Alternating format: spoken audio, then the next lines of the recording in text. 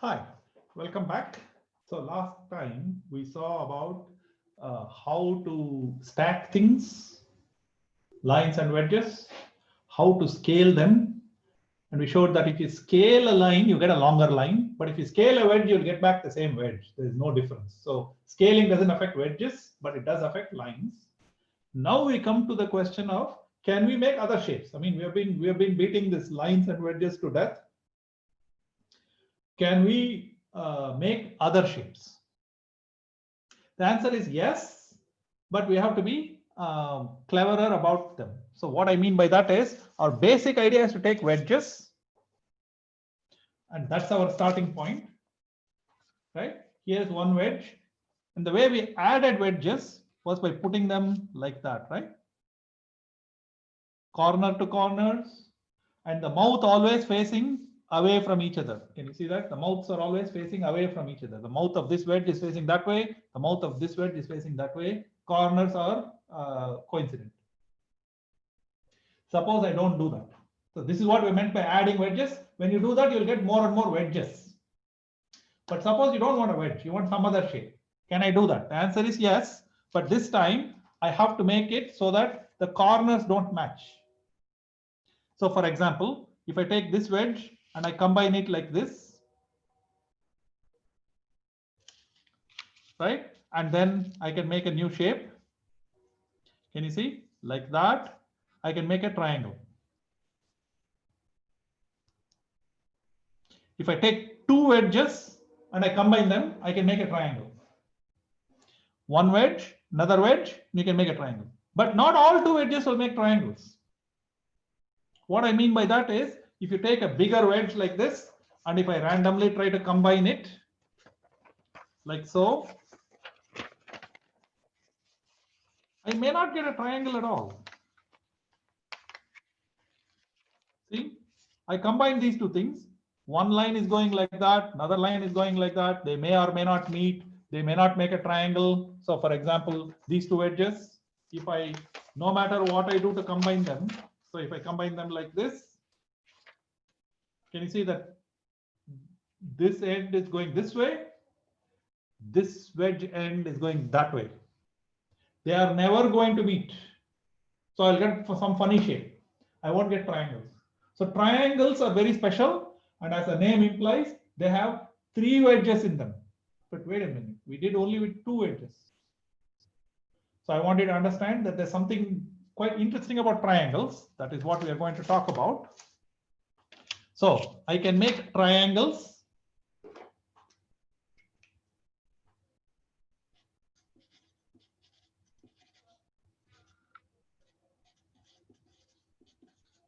by combining two wedges. So what I mean by that is, I take wedge number one, like so, and I take wedge number two, like so, and what I will get is a triangle, right? It will actually create wedge number three. Wedge number three is up here.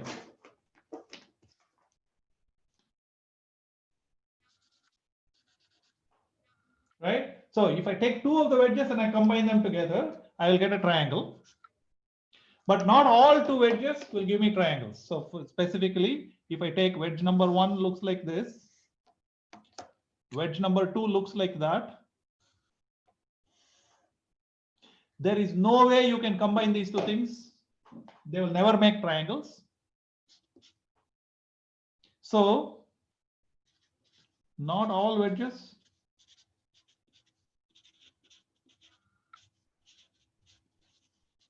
make triangles.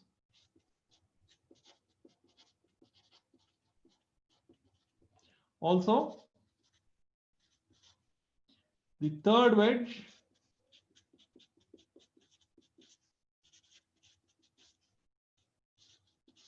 this one is completely determined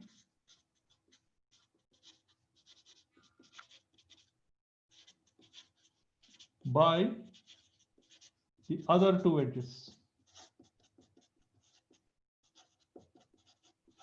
So if you pick this wedge and if you pick this wedge, their combination will give you a particular triangle with a particular third wedge. So can we find out?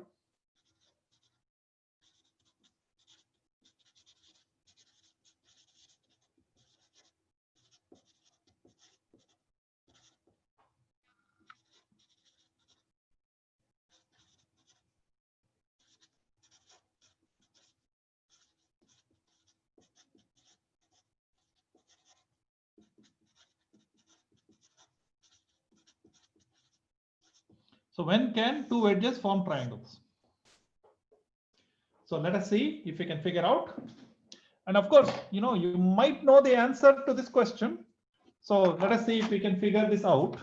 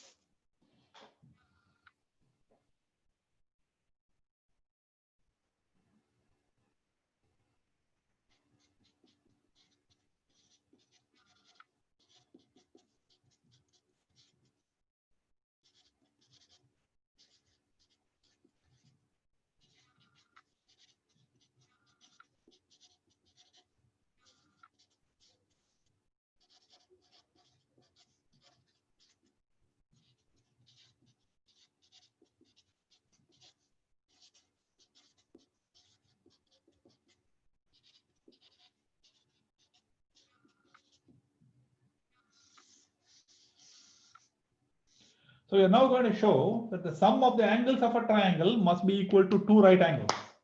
Remember what a right angle is? That's something where the line is perpendicular. You remember that? So how are we going to do that? So we are going to demonstrate it.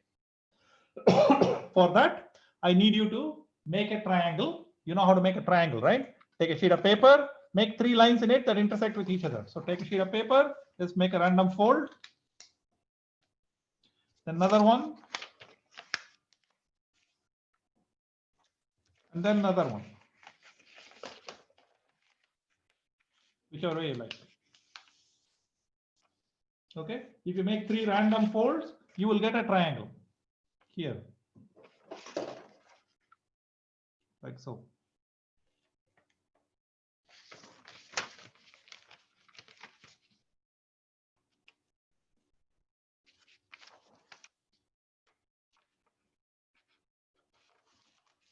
So you can directly do it on the triangle, but it is much better if you can cut it out. So make a triangle like this and cut it out. So I'm going to cut out a triangle from one of my previous examples.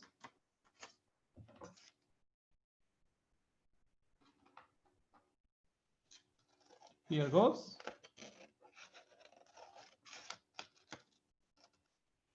Okay. Now take a look at the longest side. That is my longest side of the triangle. Okay. So what it is that I am now going to look at the apex here, and I am going to actually split this longest side into two right angles. Remember, it has to be equal to two right angles. Can you see that? So first thing I'm going to do is create the two right angles by folding. So follow me along, fold it, and make two right angles. So it has to go through the top tip and the bottom has to line up. So this is, you have to do a little bit carefully so that you drop a perpendicular line through the top. And this is extremely easy if you do this by folding. There you go.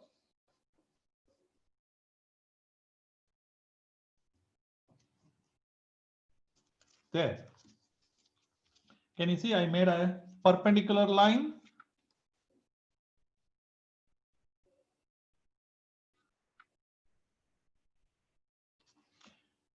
Right? So here is a right angle. Here is another right angle. So this is the two right angles. So the sum of the two right angles gives me this line. So now I'm going to show you that the sum of the angles of the other three. So this wedge, and that wedge together, if I add them, you know how adding goes, right? Edge of one coincides with the start of the other and all that. So I'm going to add these three triangles and make it equal to the sum. And we are going to do that by folding. That remains really good. So what we are going to do is, first, I want to bring them all to the base by first take the top corner and fold it down until it comes to this corner. Can you see that? Like that.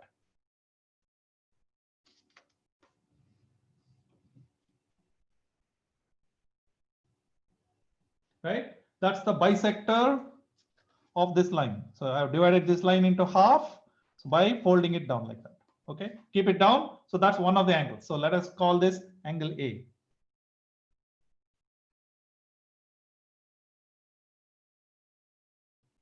Okay, now take this corner and fold it down until it meets that thing. Can you see that?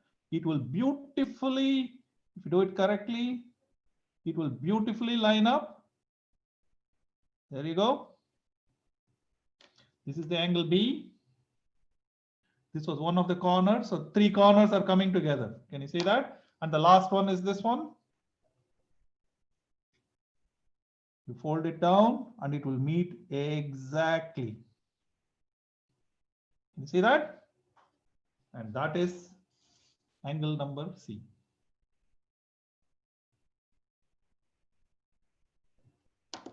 So I'm going to mark it with a felt pen so that you can see it through. A, B, C.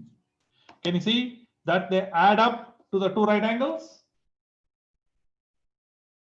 And if you open them out, you will see that they are the three corners, A, B, C. And I made a nice right angle out of them by folding like this, folding like that, folding down.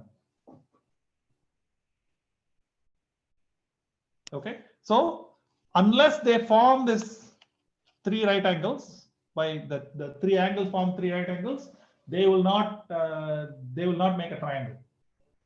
So this is a fundamental fact about triangles on paper. Okay, so in each shape there are similar such restrictions, and as we go along you will see that somehow there will be some restrictions about angles because that's how these shapes work. Okay, so this is an example of how you can prove some result by using folding. You can show that this construction is generic. It's not something special to this particular triangle. It doesn't matter which triangle you pick. If you do this process, you will always land up with the same result. And by the way, I want you to notice that this line, so I'm going to mark these lines. So line number 1 is here, line number 2 is here, line number 3, 3 more folds we made. Okay, so this line bisects the red line. Is that obvious to you? Because I folded it back. The two tips are the same. So this length and that length have to be the same. So this is a bisector. This line bisects this line. You see that? This line is a bisector, perpendicular bisector of this. And then the perpendicular bisector of the last one is that line. Okay. If you draw these three perpendicular bisectors, you can see that I folded out my triangle to make a rectangle inside it, which consists of all the perpendicular bisectors. Okay, so that is how you can show that the sum of the angles of a triangle have to add up to two right angles. And our unit for angles is funny, just like the unit for length is centimeters. Our minimum smallest wedge that we use for counting all the other wedges, the total right angle is divided into 90 small wedges. Why 90? Long story, but 90 small wedges is what this thing is. So it will take a while for you to figure out why it is 90 and all of that, but doesn't matter. So it's called, each wedge is called a degree. So when you say 90 degrees, it means a right angle made up of 90 small wedges. Okay, Thank you very much.